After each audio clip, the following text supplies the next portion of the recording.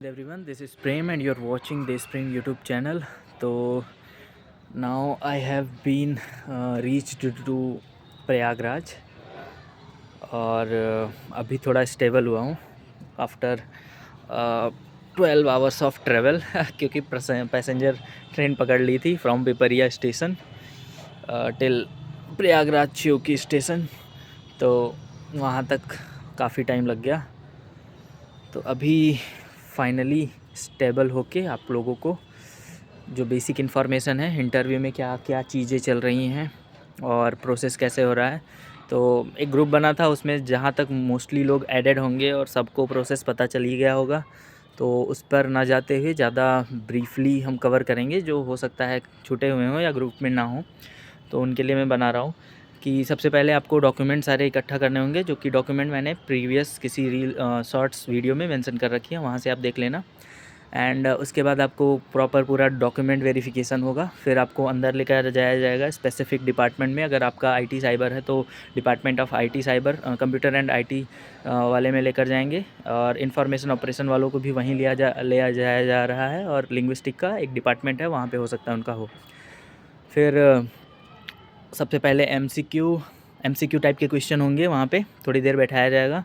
फिर वेरिफिकेशन के बाद जो थंब लगेगा और आपका डॉक्यूमेंट एक बार और वेरीफाई होगा, उसके बाद एमसीक्यू टाइप के क्वेश्चन आएंगे, जिसको आपको कुछ टाइम मिलेगा स्पेसिफिक 20 मिनट से 30 मिनट्स, जो भी वहाँ पे प्रोवाइड करेंगे वो आप देख लेना।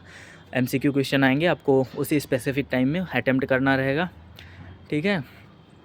और उस एमसीक्यू क्वेश्चंस में बहुत लोग बता रहे हैं सिलेबस वाइज है, जहाँ तक सिलेबस का ही पूरा गेम है। जो आपका प्रॉपर नोटिफिकेशन आई थी हवलदार एजुकेशन की, उसमें जो पूरा सिलेबस मेंशन है उसको आप प्रिपेयर कीजिए, सिंपल, और कहीं एक्स्ट्रा भटकना ही नहीं है।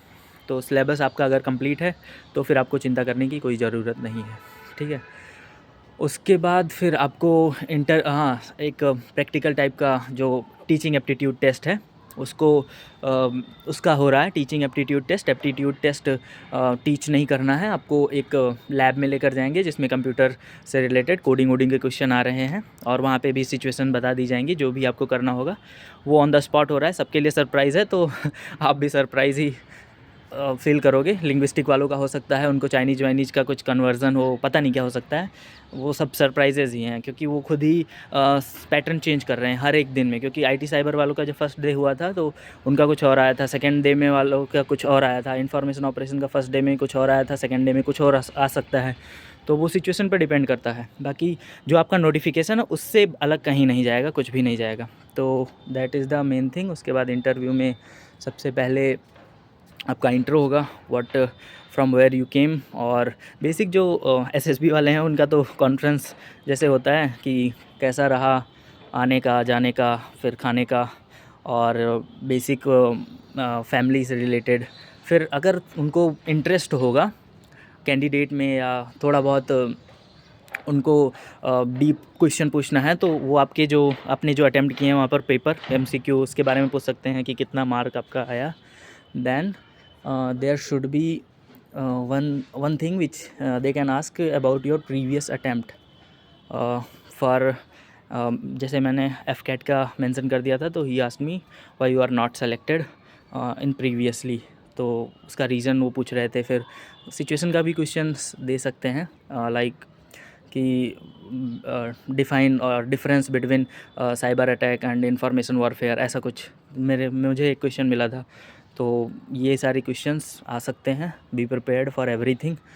एंड वहाँ पे आपको हॉलिस्टिकली रिप्लाई देना है, ना कि टारगेटेड होके, मतलब किसी एक तरफ मोटिवेट होके नहीं। अगर आपको कुछ डिफाई भी करना है तो उसको बैलेंस्ड वे में करना, जिससे ना गवर्नमेंट को फेवर करे और ना ही उनको उनके अगेंस्ट में हो।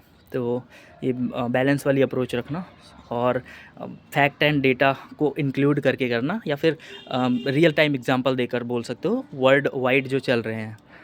तो मैंने एक एग्जांपल दिया था